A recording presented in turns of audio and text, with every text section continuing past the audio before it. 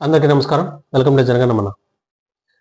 నిన్న పిఠాపురంలో పవన్ కళ్యాణ్ గారు సామాజిక పెన్షన్ల కార్యక్రమం చేపట్టడం జరిగింది.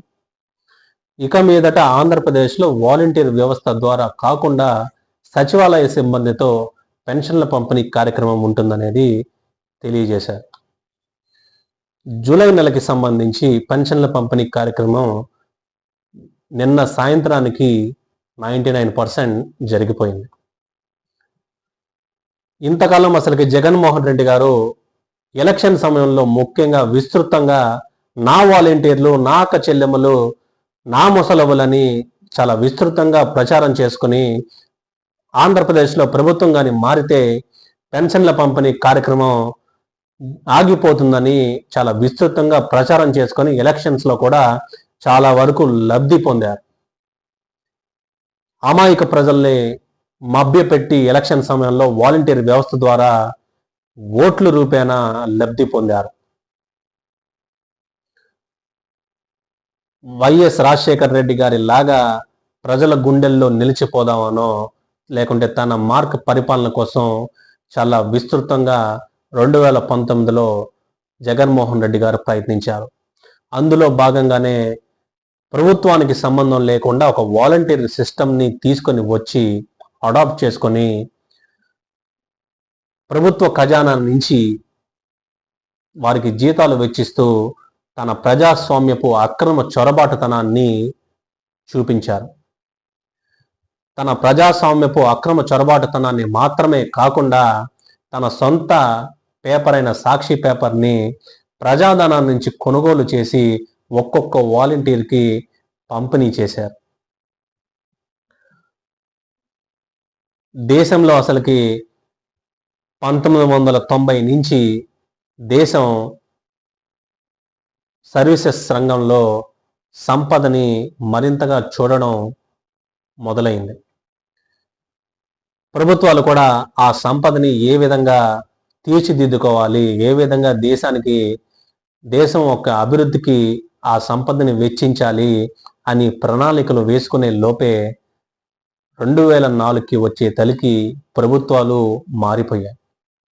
2004లో దేశం గద్దెనెక్కిన కాంగ్రెస్ పార్టీ ప్రజల మంచి కోసం సౌకర్యార్థం డైరెక్ట్ బెనిఫిట్ ట్రాన్స్ఫర్ అనే దాన్ని తీసుకొని వచ్చింది.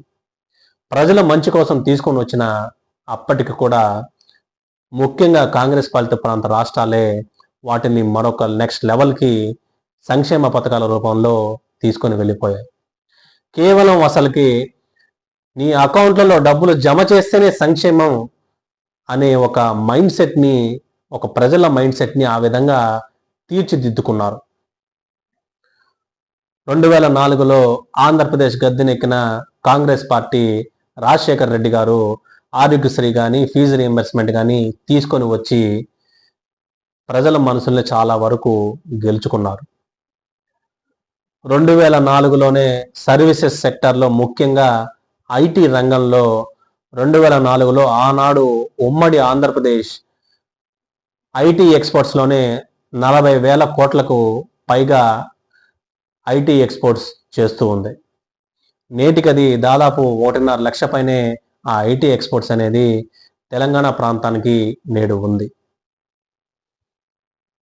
ఆ రోజు అంతటి సంపద ఉంది కాబట్టే రాజశేఖర్ రెడ్డి గారు ధైర్యంగా స్టెప్ తీసుకొని ఆరోగ్యశ్రీ కానీ ఫీజు రీయింబర్స్మెంట్ విషయంలో కానీ ధైర్యంగా ముందడుగు వేశారు.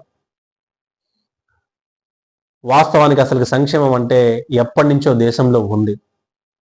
పబ్లిక్ డిస్ట్రిబ్యూషన్ సిస్టమ్ రూపంలో ప్రజలకి రేషన్ పంపిణీ విషయంలో దానిని కూడా సంక్షేమం అని అంటారు.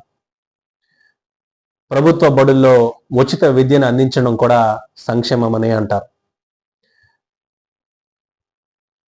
ప్రభుత్వ ఆసుపత్రుల్లో ఉచిత వైద్యం అందించడం కూడా సంక్షేమం అని అంటారు. కానీ కేవలం మీ అకౌంట్లలో డబ్బు జమ చేస్తేనే సంక్షేమం అనే ఒక ప్రజల మైండ్ సెట్ని తీర్చిదిద్దారు. తద్వారా కాంగ్రెస్ పార్టీ లబ్ధి పొందుతూ వచ్చింది. దాన్ని ఎన్నో రీజనల్ పార్టీస్ కూడా అలాంటి సిస్టమ్ని అడాప్ట్ చేసుకొని సంక్షేమ పథకాలు మరింతగా ప్రవేశపెట్టడం మొదలుపెట్టాయి. దాన్ని జగన్మోహన్ రెడ్డి గారు 2019లో నెక్స్ట్ లెవెల్కి తీసుకుని వెళ్ళిపోయారు. నవరత్నాలు అనే కాన్సెప్ట్ని తీసుకొని వచ్చి ప్రజలకి సంక్షేమ పథకాలు డబ్బు రూపేణా అందజేస్తూ ప్రజల మనసుల్ని అలా తీర్చిదిద్దుకొని ఓట్ బ్యాంక్ కూడా వాలంటీర్ సిస్టమ్ ద్వారా లబ్ధి పొందారు. కూటమి ప్రభుత్వం కూడా జగన్మోహన్ రెడ్డి గారు ఇచ్చిన హామీల కంటే ఎక్కువ హామీలే 2024 మేనిఫెస్టోలో పొందుపరిచింది. కానీ తప్పని పరిస్థితి. జగన్మోహన్ రెడ్డి అనే వ్యక్తిని ఢీకొట్టాలి అంటే అలాంటి మేనిఫెస్టో తప్పని పరిస్థితి. అన్ని సెక్షన్స్ కానీ అన్ని వృత్తుల వారిని తమ వైపు తిప్పుకునేలా కూటమి ప్రభుత్వం అడుగులు వేయాలంటే, at the same time Jaganmohan Reddy అనే వ్యక్తిని రాజకీయాలకి దూరంగా ఉంచాలి అంటే అలాంటి మేనిఫెస్టో తయారు చేయడం తప్పని పరిస్థితి. వాస్తవానికి జగన్మోహన్ రెడ్డి గారే నవరత్నాలతో పాటు ఆంధ్రప్రదేశ్ రాష్ట్రంలో 2019 నుంచి 2024 వరకు ఇరిగేషన్ ప్రాజెక్ట్స్ అన్ని కంప్లీట్ చేసుకుంటూ ఐటీ విషయంలో గ్రోత్ చూపిస్తూ ఇండస్ట్రియల్ పాలసీ, మెరుగైన ఇండస్ట్రియల్ పాలసీ తీసుకొని రావడం కానీ, ఇలాంటివన్నీ కానీ, క్రైమ్ని కూడా ముఖ్యంగా ఉక్కుపాదం మోపుతూ కానీ పరిపాలన కానీ సాగించి ఉంటే 2024లో కూడా తనే అధికారం చేపట్టి ఉండేవాడేమో. కానీ 2024కి వచ్చే తలకి 11% ఓట్ షేర్ అనేది జగన్మోహన్ రెడ్డి గారికి తగ్గింది. వాలంటీర్ వ్యవస్థని అనైతికంగా సిస్టంలోకి తీసుకొని వచ్చి జగన్మోహన్ రెడ్డి గారు తన ప్రజాస్వామ్యపు అక్రమ చొరబాటుదనాన్ని చూపించాలి అనుకున్నారు. నాకు తెలిసినంత వరకు వాలంటీర్ వ్యవస్థలో చాలా వరకు మొదట్లో బాగా చదువుకున్న వారు కూడా చాలా వరకు ఎంటర్ అయ్యారు. అక్కడ పొలిటికల్ ప్రెషర్స్తోనో లేకుంటే ఆర్థిక సమస్యలతోనో మళ్ళీ తిరిగి బయటకు వచ్చి తమ జీవనం సాగిస్తూ ఉన్నారు. జగన్మోహన్ రెడ్డి గారి ప్రభుత్వంలో 3 years దాటిన తర్వాత చాలా వరకు వైసీపీ కార్యకర్తలే చాలా వరకు నాకు తెలిసినంత వరకు ఆ వాలంటీర్ వ్యవస్థలో ఉన్నారు.